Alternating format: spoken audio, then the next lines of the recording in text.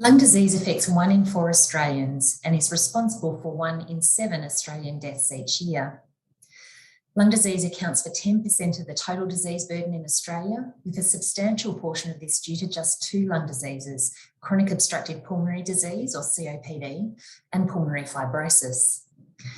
People with chronic lung diseases suffer distressing symptoms, including breathlessness and cough, and they frequently experience stigma and social isolation. There are a range of treatments for chronic lung disease, including key non-drug treatments such as pulmonary rehabilitation and oxygen therapy. However, these treatments can be difficult for patients to undertake and do not always relieve the symptoms that matter to patients, such as breathlessness.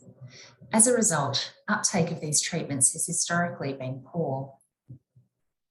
Insights from the lived experience of people with chronic lung disease have played a critical role in shaping our research program in respiratory care here at Monash University. Consumer experiences, both good and bad, have prompted us to develop new treatments, given rise to clinical trials, and changed our clinical practice.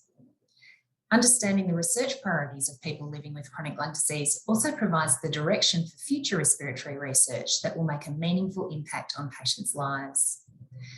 Please join me for my Central Clinical School public lecture at 12:30 p.m. on Friday, 29th of October, where I will talk more about the importance of consumer priorities in shaping respiratory medicine research. See you there.